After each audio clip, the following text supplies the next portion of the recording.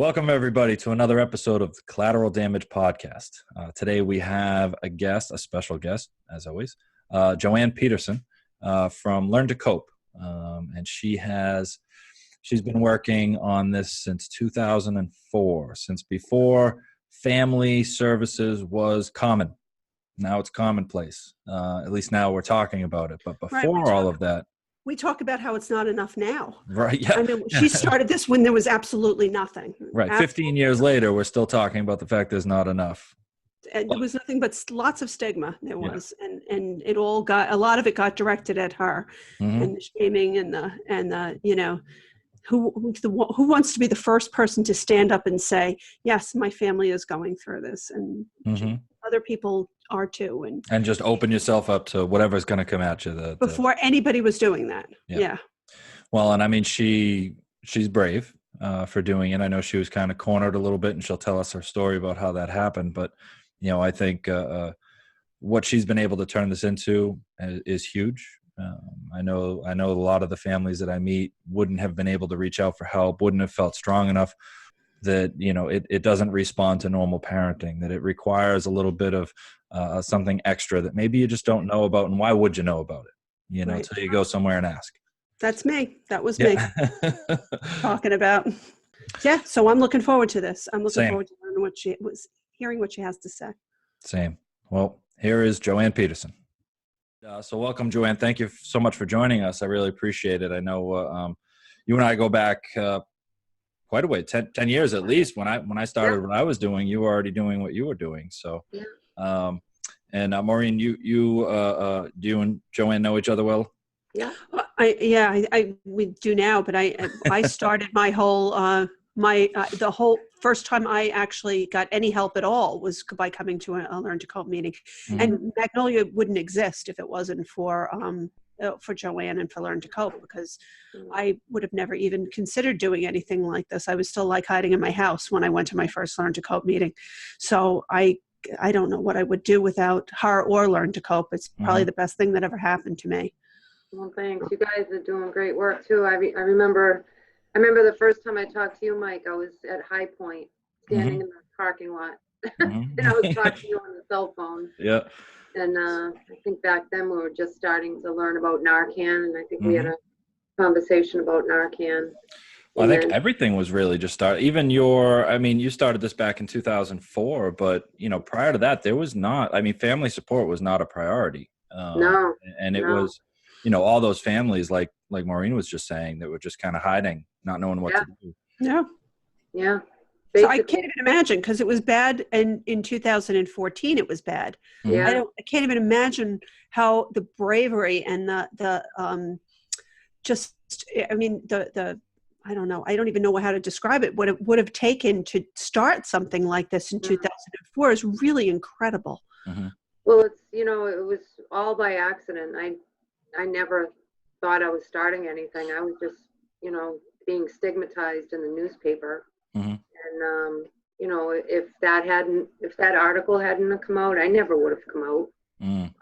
But I came out to fight back, really. And that's when all these people just came out of the woodwork, and here we are. I mean, I never wanted to leave my job. I never wanted to do this for work. It wasn't even on my radar. I just wanted my life back and my kids to be okay. And apparently there was a lot of other people at the same time going through the same thing.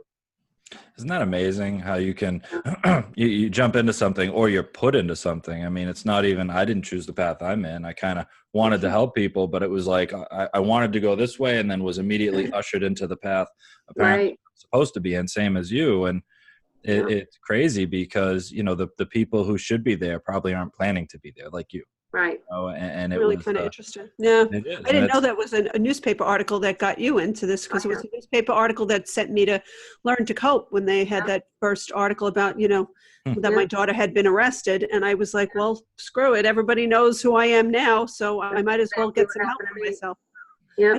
That's well, I should probably say, as a kid, it used to happen to me too, because my older brother, who, God rest his soul, passed away, but he used to be in the newspaper all the time, and I was a little kid at that point, and I think one of the first really hurtful experiences for me as a kid was when I had been invited to somebody's house for a sleepover party, and my brother was always getting in some sort of trouble, with alcohol and cocaine. Mm. And my mother, said that I could go, and then the girl called me and she said, I'm really sorry, but you can't come over. And I was like, how come? And she said, my mom said I can't hang around with you. So as a little kid, a sibling, I grew up with that stigma. So I don't even know if that hadn't happened, years later when my son was in the newspaper. I don't even know if I would have come out. I think it's just that I'm not going back to this again. I'm not going to live like this again. And, I picked up the phone and called Jorge Hiroga from Channel 5, and I said, we have a real problem here. And, he ended up visiting my son while he was incarcerated and then talking to me. And, the newspaper articles are really what did it. But I called Jorge because I was so used to watching him on TV, and I had it. I had walked into a local store, and a woman I used to sit on the football fields with sort of turned around and walked away from me, someone that I used to always talk to. So, I was angry, I guess. And when I read your book, Maureen, I was like, wow, I never realized that either. We sort of had that same experience. But, being stigmatized can really bring the lion out in your belly. And that's what happened. I thought, not going to allow this to happen to my kids, what happened to me. Yep. So it makes me think about when I kept ending up in the newspaper, what my family was going through. Cause I mean, I don't know if I've ever asked them. I don't know if they've ever told me if they had those, those moments where they were stigmatized or where other people maybe didn't spend time with them or didn't talk to them because of my stuff being in the paper or on the front page or stuff like that. Yeah. I was worried about my younger kids, what it would do to them and what it was doing to them. It turned out that after that, I just heard from so many people, and I said, well, you should just start meeting. So we started meeting in a room in Randolph, and then, we had to keep moving to different rooms that were bigger and bigger because we couldn't fit everybody in these rooms, and people started coming from, the North Shore all the way down to the South Shore, and then eventually 3 years later, I ended up starting Salem. So, which I'm glad you did because all the families up here are super grateful. Yeah, I love those meetings up there. I wish I could get there more often. Yeah, Salem's a big one. I think I spoke there last year. It was a large group. I will never forget walking into that meeting in the first time, because in my head I thought there were going to be 6 people. And, and I was horrified that there was going to be 6 people and who knew me and all that. And I walked into the room like that matters now. I mean, this is all old thinking, and I walked into that room and there must've been 70 people in that room. There was a speaker that night. And, I knew like 5 people in the room, and instead of making me feel like, oh my God, I can't believe that, I realized that there were a lot of people going through that. And I'm looking around the room at all people that are just home from work and rushing home to the meeting and stuff like that. And it finally made me realize that I knew there were lots of people going through it, but I really didn't know it until I sat in that meeting. Yeah, and it's still not unusual to see that many people there, and some of our other meetings too. Yeah. Charlie Baker comes by. He came in March again. I think I saw a picture. It was like a huge selfie with like 50 people in it. Yeah. He likes going to the Learn to Cope meeting. He's come twice, and he just likes to sit down and not really say much, just hear from people. And that's so good for him to be able to hear that too, and real experience, lived experience.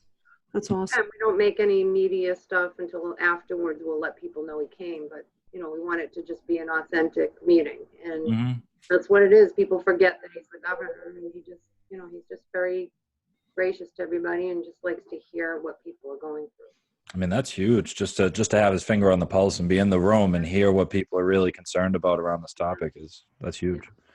First governor, after we went through 3 governors with this, and Deval Patrick, right before he left office, he did sit down with some Learn to Cope parents in his office and declared an emergency. But we had Mitt Romney before that, and wasn't Wasn't Duvall, wasn't that during the Senator Tolman's heroin and OxyContin commission? Yeah, yeah. That was Senator Tolman was touring around the state, and mhm. Peter Gattusian and Michael Botticelli. He was Yep. still with PSAS back then, Yep. and they were really hammering it. I remember testifying there. You were there. There was a ton of kids there, and I mean, it was a big deal. And the insurance companies were there, justifying why they only paid for a little bit of treatment, and Yeah, everybody was there complaining because it wasn't enough. yeah. Yeah. And it's sad because they were really ringing the alarms back then, and not really a lot was done on the hmm opioid crisis under Deval Patrick. Mitt Romney, I will say, he and Kerry Healy, they were pretty instrumental in getting, with Section 35, Yeah. lots in Massey opened up, because back in those days, it was just Bridgewater for men and just Framingham for women. And so they were pretty good, instrumental in that piece. But then after that, things just sort of got left on the burner. There was a lot of us out there, you and I, and the OxyContin Commission, trying to really get things done. But then Baker came in and boom, boom, boom. He just started really working on it. So I guess we're pretty lucky now. Yeah. It's huge. I mean, there's definitely policy shift that needs to happen. And I think, if you can sit in a meeting with a bunch of moms and, or family members and, just hear what type of a struggle people are going through at home. I mean, there's lots of treatment available for people who want help. Yep.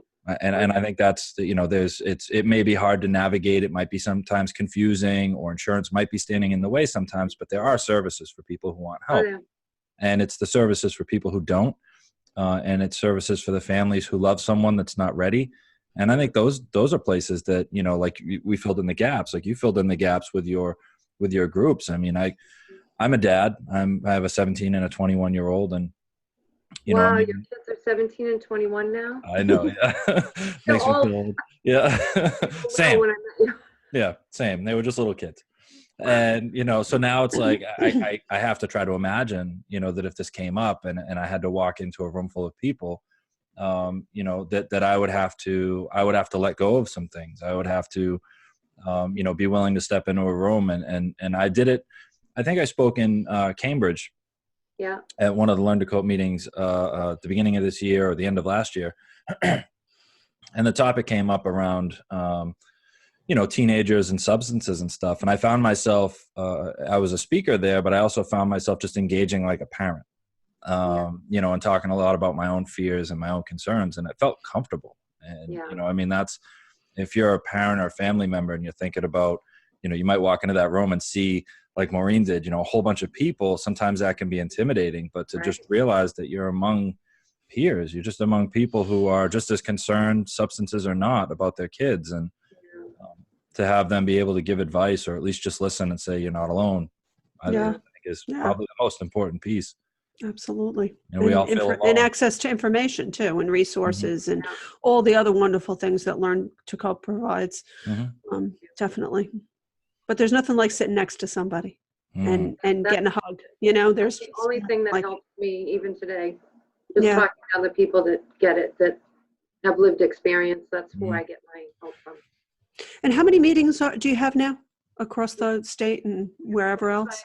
25 now. There's one in Florida, which is 2 women that really wanted to learn to cope, and they ended up coming here on their own. They fly here on their own and went and through our training with Kathy Day. And you go to Florida and you walk in and it's Learn to Cope in Florida. The only difference for them is they don't have the same information. Here in Massachusetts, we get support from DPH so that we can provide, the family packets. So we don't have like as much for them in Florida as we do here. But, it's still, you walk into a room and it's people talking to each other and helping each other and giving out resources. They don't have what we have here though, as far as, even just to get meeting space in Florida, trying to find somewhere that will let you have a meeting without having to pay for the building. And it's just a whole different ballgame there. But we have Connecticut and Maine reaching out to us too. So, that's something pop up there. Maine needs it. Maine needs it. Maine has a lot of programs and they have a really large Yeah. homeless population up there, and opiates are killing them. So, Yeah.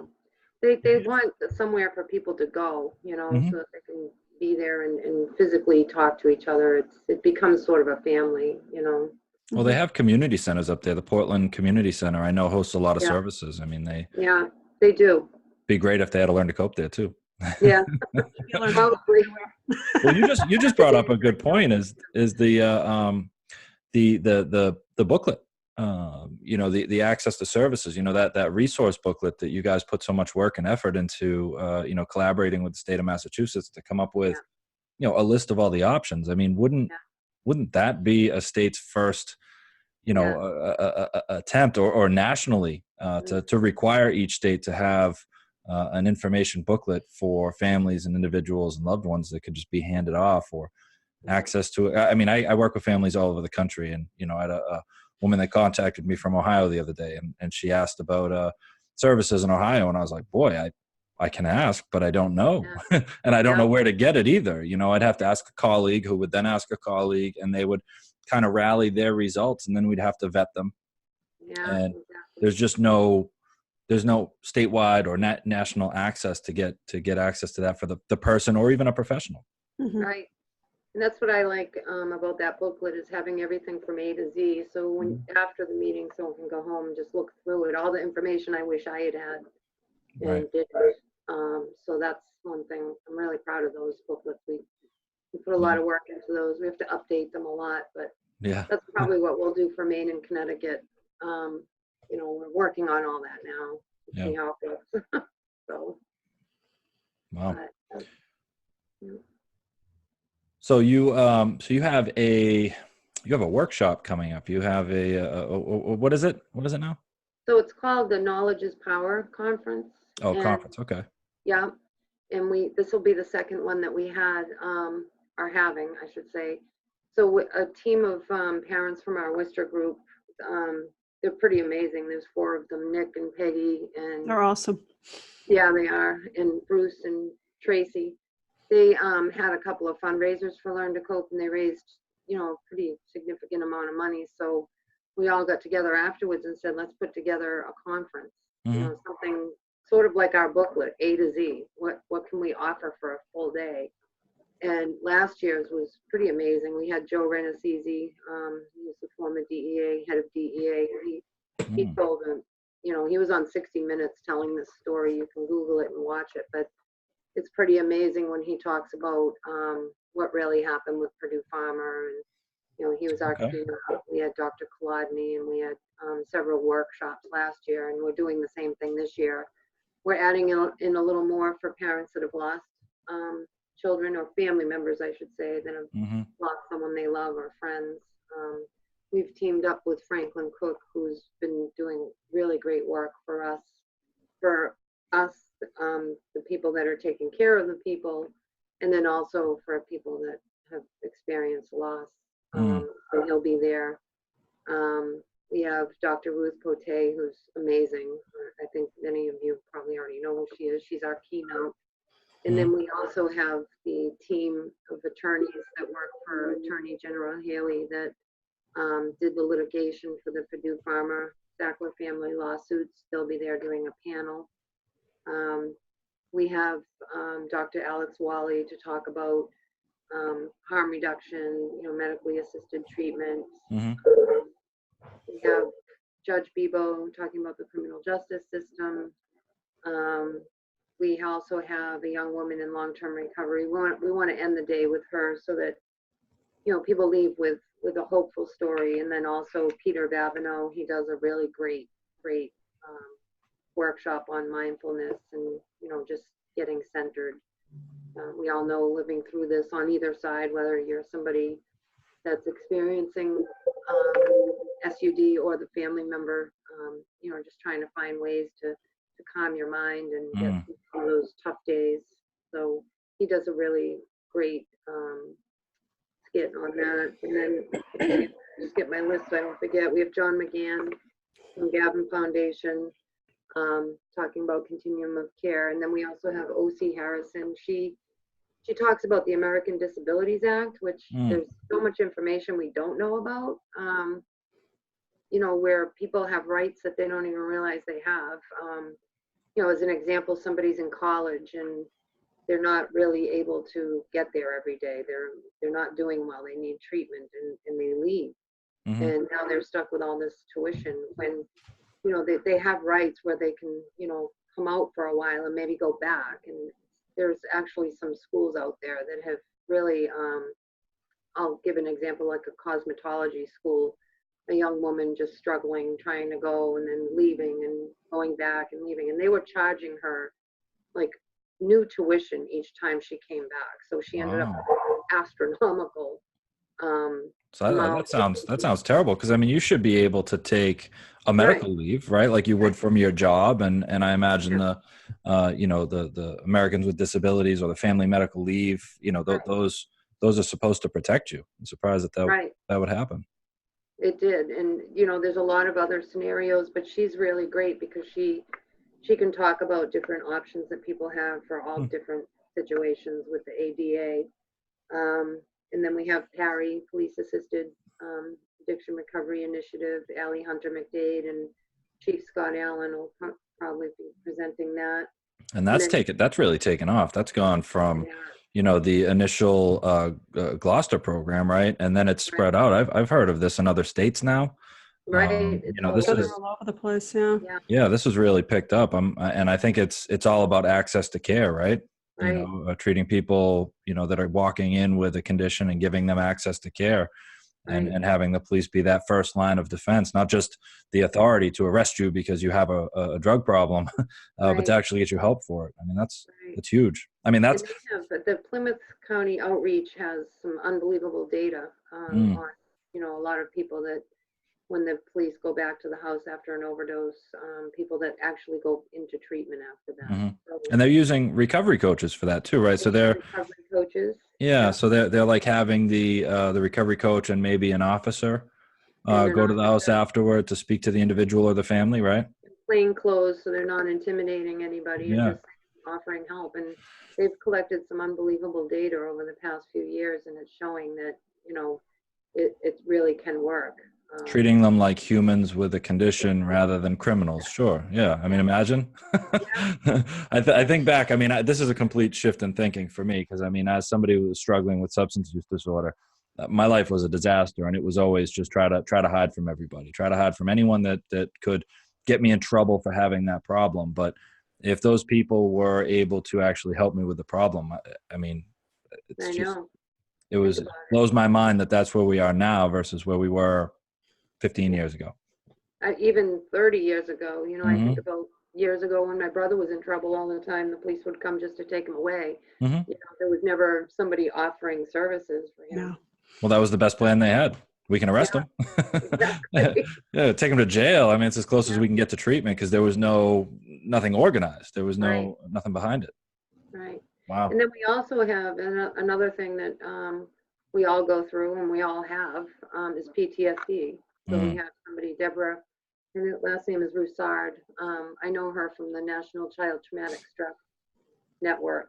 And, what this does to the siblings in the family, the family as a whole and ourselves, and you get that phone call and things aren't going well, and just picking up your phone and seeing their name, you're just, the anxiety and the PTSD comes back. So she'll talk about that. So we have a pretty packed day. It was impossible to decide which one to go to because everything looked so good. Oh, yeah, it really was. I know. I wish we could have them all at different times, but we'd be there for 2 days. Well, I mean, sometimes you have to think about it. Like the people who are coming probably need to hear all of it. Yeah, I know. And it's so far everything that you brought up is amazing and necessary. And for all the moms and dads and siblings and family members out there that are so just lost and confused. I had a call from my mom today, and I guess I'm used to people calling me, because our services are kind of like the end of the line. People get to us at the end, it's like we don't know what else to do, which means that they've tried so many other things that by the time they call me, they kind of know the language. They know what they're asking for.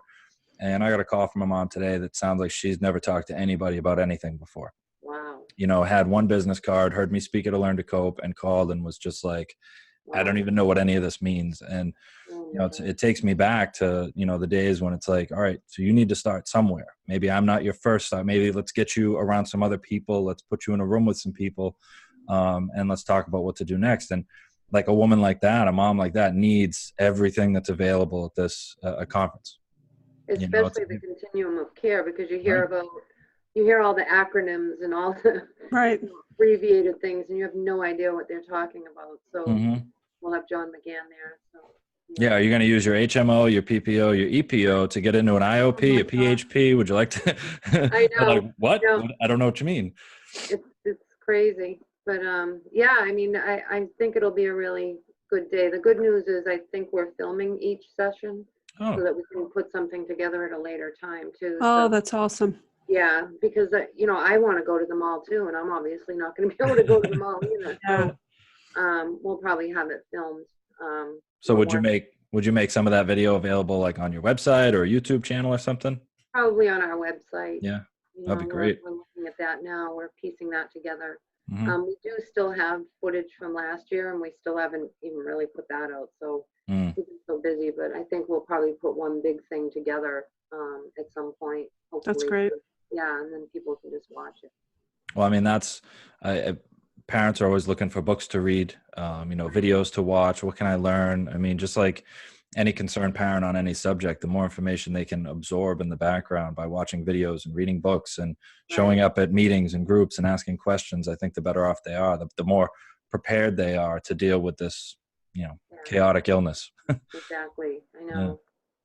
Yeah. So, Wow. I mean, I feel like, sometimes I feel like we're still hitting on everything that we were hitting on years ago. And it just, although the last, I would say 10 years, I'd have like a handful of grandparents that were raising grandchildren. Now we have so many that they almost could have their own meetings. Or, I'd hear about a family where now, their younger child is now experiencing, and I'd be shocked. Now I hear that all the time, 2 and 3 kids, or we'd hear about one of our families losing their second child, and it was shocking. Now we hear it all the time, and it's really sad that, you get used to hearing these things. So, it just shows the magnitude of this. I just wish we could see it slow down. I wish we could see this stop, but that's the one thing we're not really seeing. It took a long time to get to where it is today.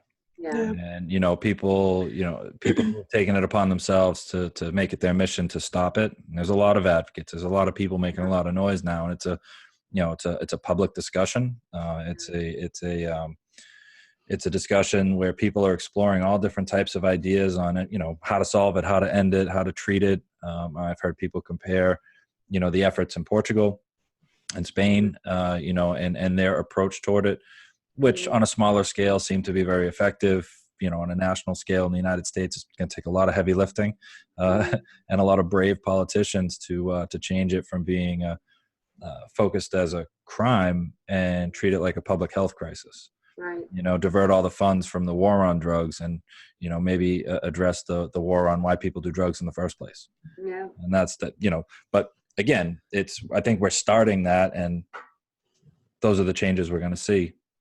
My biggest thing is the pharmaceutical companies. I'm so tired of them. I mean, there needs to be changes on that too. I mean, Purdue Pharma got away with this for so many years. We're just finally seeing, their feet being held to the fire for what they've done. For the drug dealing Yeah. and the crimes. They're allowed to make billions and billions of dollars. You can't turn your TV on without all of these commercials. And, now we have commercials about constipation for your opioid use. And it's just, right. Big business. So, that's my biggest fight there. So I'm happy to see a lawsuit. I don't know if it'll make a difference, but I would like to see, a trial. No amount of money is going to bring anybody's kids back. I would like to see a trial and every bit of the truth to come out so that they can make some changes on the amount of money that they're allowed to make and the way they can work with the FDA. And do you think we'll see criminal prosecution in any of these cases? I think you could afterwards. you I know, mean, I that know we're seeing bits of it with a couple of the doctors, but not with the pharmaceutical companies themselves, right?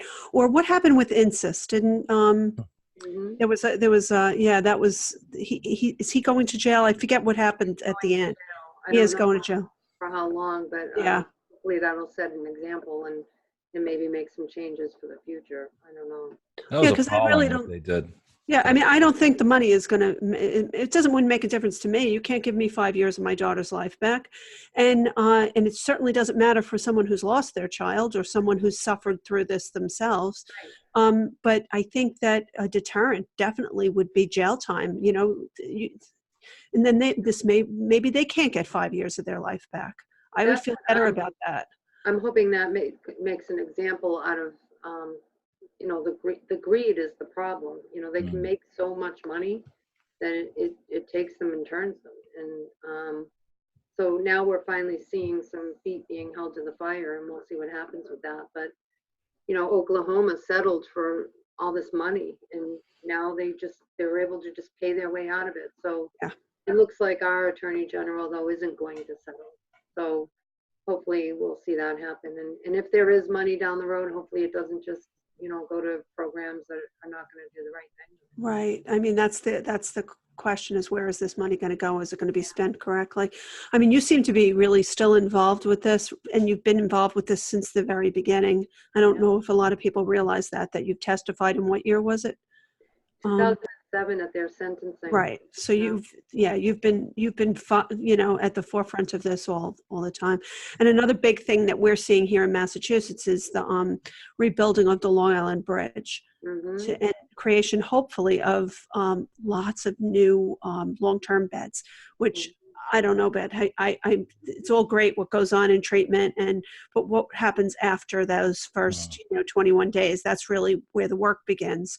And hopefully that's the point of rebuilding this bridge, from what I understand from the first meeting, is to create all these long-term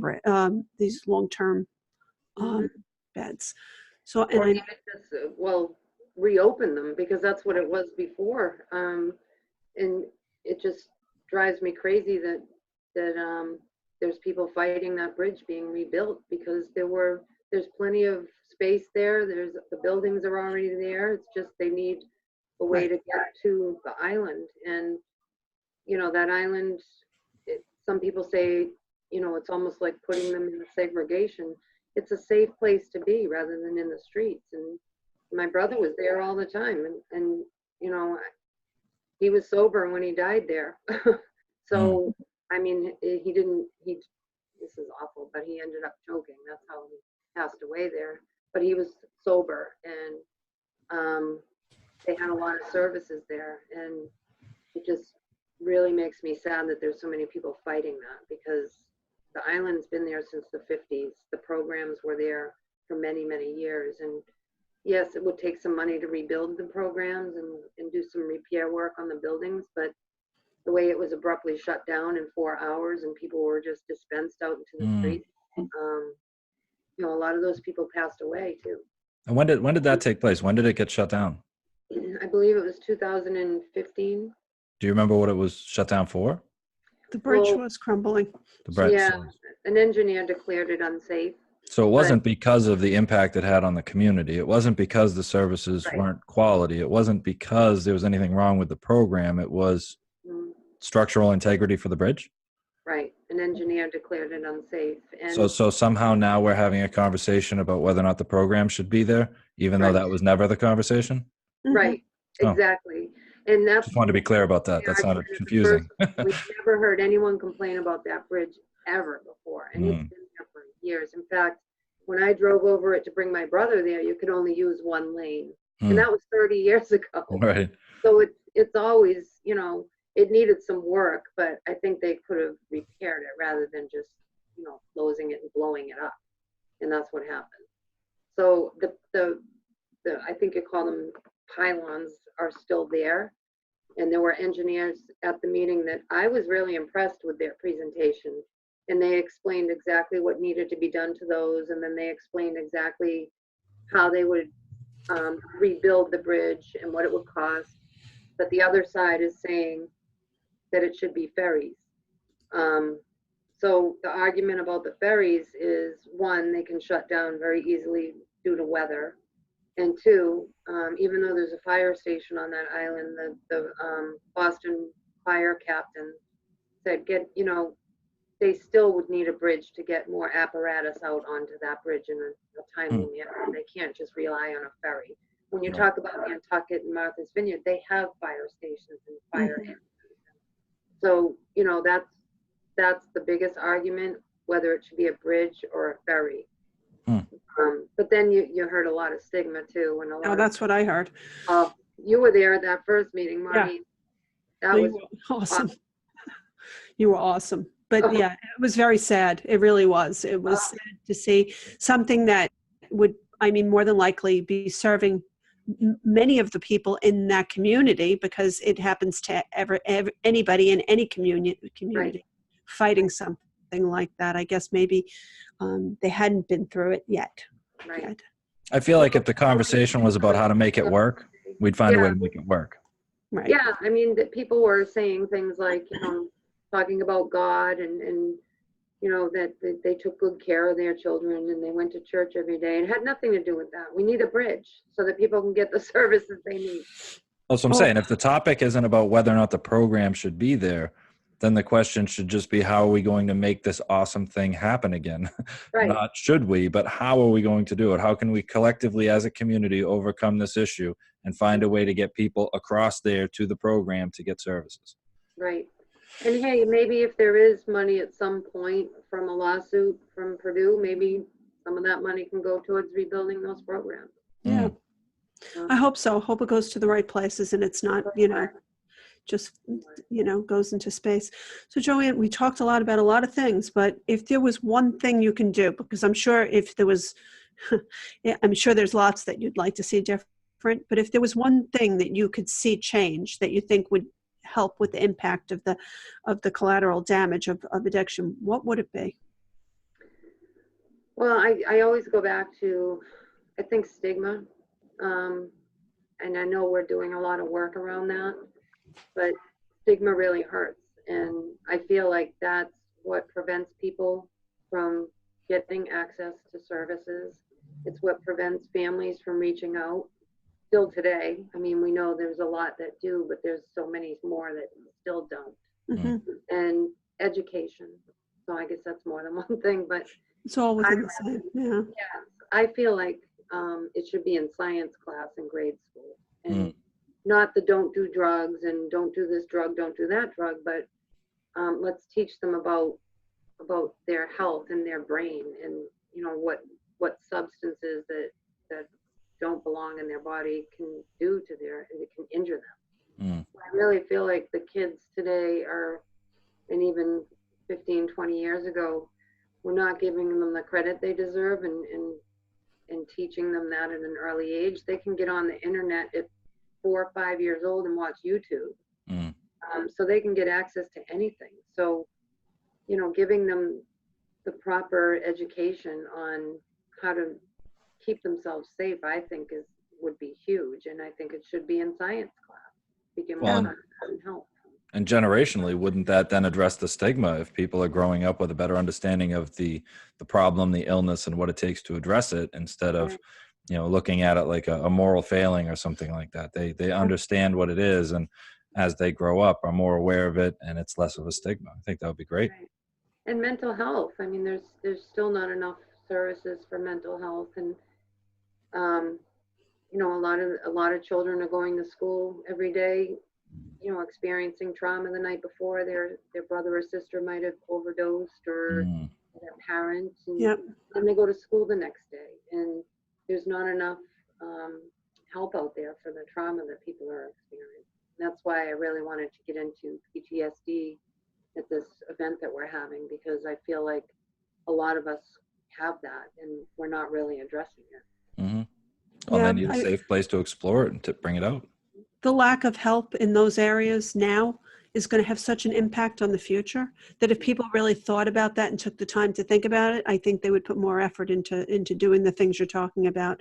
We're going to be paying for this for a very long time for not addressing it correctly. I know. I agree on that. All of us, even even the people that don't want the bridge, them too. Right. Yeah. Yeah. A few Yes. people made sure they knew that the other night. Yeah. You know, Uh, Well, you're right. I mean, the generational effect here, like the butterfly effect or whatever, whatever's happening now and how great of an impact it's going to have in the future. We had a guest on, Teresa Harmon, from oh, speaking I love about, her. the Yeah. neonatal abstinence syndrome, which I didn't even know was a thing until I met her on the podcast. And, in talking about that, they were saying that, like, now they're starting to see, the how these kids are growing up, how they're learning, and there's a generation of kids who are coming through who were, born dependent on substances, were raised by their grandparents, or have experienced all this trauma, and they're going to be adults, tax-paying citizens. They're going to be holding jobs. They're going to be running for office. These people are going to be running the next generation of this country, and they're messed up. They're the ones that experienced this trauma and maybe didn't get the help that they need because the services were lacking. Mm. So what are we gonna do about it? We have a plan. What are we gonna do? I feel like we could come up with a plan. We got some good heads here. There is. Even my own nephew. I lost my niece in July, and 14, and he is so wise beyond his years, and he gives me hope because he really, he really understands what happened to his mom, and he actually will come out and say to you, "I'm not angry at her. She had a disease." So we were always really open with him, but some people aren't, and they're afraid to talk about why your mom or dad passed away. There's not enough grief help for the kids that have lost their parents, or their parents that have lost their children. There's a lot of grief groups out there, but we really need to really dig into the actual trauma of it, and what the repercussions are. And the trauma of this generation losing all their friends. I know. Right? I mean, that's not normal. When I was growing up, there was a couple of people that passed away from a car accident or some kind of accident, and but it wasn't like this. I mean, my daughter is lost. She can't even count how many people. We were at an event the other day with Dominic Esposito with the spoon, and he has people signing the spoon with the person's name that passed away. And I said, "Oh, maybe you want to put so-and-so's," and she was standing there thinking of all the people. I said, "You know what? Just go home. Don't think about it," because it's like, what do you do with all of that? I'm at it like you. I'm at funerals constantly. Yeah. And it's I mean, but these young people, it's like coming like World War I or World War II, where we're looking at the list of people of who's gone now.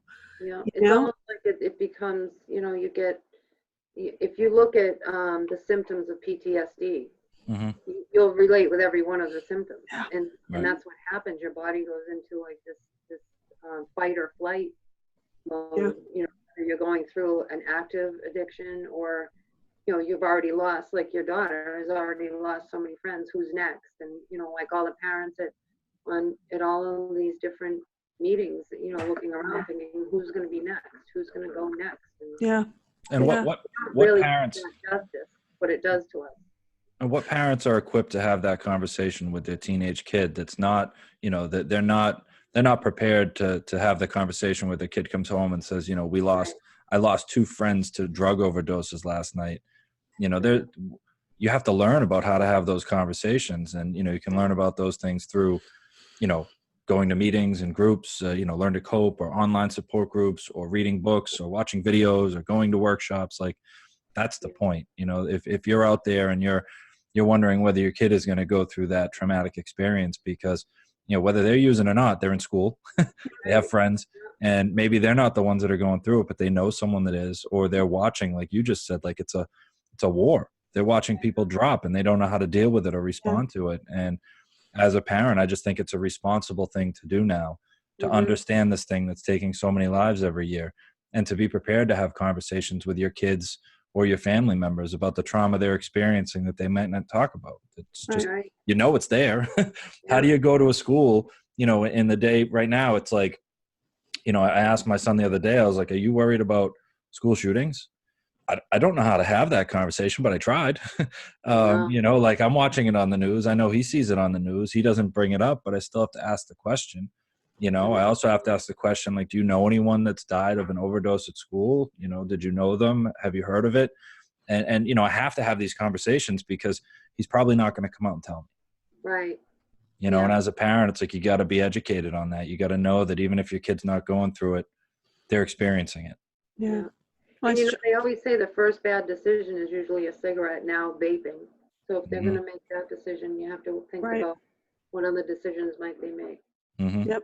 And that's so prevalent. Even, you know, and there's really, it's very hard to stop from happening. I know that a lot of the teachers are experiencing that in their own classrooms. And I'm started working at the Recovery High School here. And I mean, that's a good example of kids that are, you know, in their own recovery, trying to get over the deaths of this one and that one. And it's horrific. They've been hit really hard there. Yeah. Yeah. Well, thank God for you and all the services that you provide, Joanne. I mean, we're all in this together. We're all out there doing what we can. Yeah. Well, I'm grateful to you because I got to say that a lot of the families that I get to meet, you know, they were able to gain a foundation of knowledge. You know, they were able to identify that they need to change and take action, and they learned it at these groups, and they've learned it through other family members. All the time too. Well, I'm glad I can help. I steal all his stuff. He's got, if you haven't read his book yet, you have to get his book because it's there and it makes it easier to steal. No, I need to read that. And I loved your book, Maureen. Thank you. Well, and there's plenty of good information out here for our listeners. You know what I mean? Whether it's, like I said, these books, the workshops, everything. There's so many good things out there, and they're just chock full of loving, caring, compassionate family members going through the same thing, just waiting to be there for you. Yeah. And it's a huge bright side because, you know, back years ago, you know, when we first met, you didn't see that. Now there's an abundance of help. So that's a bright note. That's a big change right there. Address the 80% of the population that loves the 20% that's struggling. Exactly. Yeah. Yeah. I'm with you. Yeah. Excellent. Thank you so much for doing this. I really appreciate it. Awesome. Thank you. Thank you for being on. We'll make sure all the information is available for our listeners who want to get connected. And thank you very much for joining us. Okay. Thanks, guys. Thank you. Bye-bye. Thanks. Bye-bye. Bye. All right. Well, that was really cool. I like Joanne. I've known her for what feels like forever now. I'm like, I always tell people if there's ever a Joanne Peterson fan club, I want to be the president because I just am I'm just in awe of all that she's created and done, and how much help personally she's given me, you know? So I can't say enough good things about her. Well, when she was saying, you know, how she got into this, I mean, I'm super grateful that she followed the path. You know, so many people they're recruited for this because they're the right person for it. And you know, they don't necessarily know they should be doing it until they get into it. And, you know, I think that I'm not a parent of, I am the individual struggling, you know, so I understand both sides, but I've never been on that other side. So, you know, I think for me, for all that I can do, I know there's things that I can't do, which is actually relate. I don't think anybody, unless they've been through this as a parent, you can't understand, you know, what's that expression that somebody said to me when I was pregnant? It's like having your heart walking around outside of your body all the time. And it's true. And then when these things happen and it's so dangerous and scary, and you know that your child you could lose them at any moment. It's like every day is a new fresh hell. And it really is the worst possible thing in the whole world. I think I just can't imagine anything, because I don't know about you, but I'd surely prefer something happened to me than to my child. I'd take it rather than it happened to my child. But knowing these horrible things are happening to your child, and, you know, like living through that every day, you wake up, it's like Groundhog's Day. It's like a nightmare. Well, and knowing there's only so much you can do about it too. I mean, there's very limited amount of things that you can do. The one thing you can do is to get support and help for yourself. And that connection and education that Learn to Cope provides is invaluable. And certainly, like, it was the beginning of everything for me, and I always recommend it to everybody, because where Magnolia has the 24-hour support, it's like I always modeled it kind of after Learn to Cope. This is what I Mhm. want it to look like. It's not the same as sitting next to somebody like I did and Mhm. have somebody put their arm around you and say, "You okay today?" Mhm. It's not the same thing. It's close, but it's not the same thing. So Well, it's just as valuable, but it is a different element. I mean, it's an added, hopefully everybody, has some kind of in-person group, because it's so important well, I mean, to the have same could be that. said for our recovery groups. For if I go to if I did an AA meeting online, and was reaching out to people and was asking questions and getting feedback via comments and text messages and memes and gifs and photos, then yeah, I mean, I'd be getting a level of support. But Right. walking into a room, like you said earlier, about walking into that first Learn to Cope and seeing a few people that you knew, settling down, sitting and listening, feeling uncomfortable, going through it, and walking out feeling, rejuvenated almost sometimes, and Yeah. feeling hopeful, that you can't get that online. Whole There's new only spin on it. yeah, yeah. I got a funny story to tell about Joanne and I. So we have all these similarities, right? You heard, and I didn't even know Mhm. that that's what got her started, was a newspaper article. So Right. that's what got me involved in this too, and being mad about the newspaper article, and having been stigmatized by as a child with all the stuff that went on in my own personal life, and that same feeling of, I'm not going back here. I'm not going to sit quietly anymore. Hmm. But we both have sons who went to the same college, and it's a huge UMass, and no reason why they should ever know each other. And my son came to me one day, and he's talking about this kid. Well, he's talking about this same guy, and they're in a fraternity together, and he really likes this guy, and he has so much in common with him. And he said, "Hey, Mom, I think you might know his mom." And I said, "That's weird. How would I know his mom?" "Well, she was in the newspaper, and she kind of does the same thing you do." I said, "What's her name?" Joanne Peterson. I said, "You got to be kidding me. That's who you're talking about?" So it turned out that my son became very good friends with her son. And Oh wow. at like a UMass Amherst, where there's how many thousands of people that go to that Right. school. What are the odds? I know. I thought so too. I thought we have a lot of paths crossing. That is funny. Yeah. That is fun. I mean, there's, I have to say that I feel like we're all in this because we're supposed to be in it. I mean, I didn't intend on this. I mean, I wanted to open a sober house, but I also wanted to make a bunch of money at some point in my life, and that's not going to happen. But I am gonna stay involved and help people, and Yeah. I think that's, you find that groove and you find where you're supposed to be, and where you are, where Joanne is, where I am. I mean, again, if you had asked me 15 years ago where I want to be, this was not it. That No. doesn't mean it's not where I'm supposed to be. I think it all comes, the three of us, from a similar feeling of not wanting anybody to experience this in the way we did, and alone, and Mhm. without the information Right. and without the help. So I mean, that's why I do it. Yeah. My focus is the other 80%, the 80% of the population that loves the 20% struggling. And that's where my focus has been. And that's where it stays. Not that I can't help the 20%, but, I feel like the 80%'s been left behind for a long time. That Absolutely. larger group of people who love people struggling, don't know what to say, don't know what to do, Right. completely changing dynamics of homes, shifting generations, and creating the next generation of confused kids that don't know how to deal with it or talk about it. And I mean, that's where I want to spend my time. That's where I like to be. So. Yeah, I agree with you. Oh boy. I mean, when we talk about collateral damage, when we bring up our podcast, I'm always trying to figure out, like, what is that? I mean, it's everything. It touches everything. Whenever we have a guest on, and I realize how hard it's impacting our country, our kids, our jobs, our taxes, our government, our schools, it's everything. I don't Yeah, think we're ever going to run out of people to have come on Collateral Damage podcast I don't think so either, to talk unfortunately. about But it. Yeah.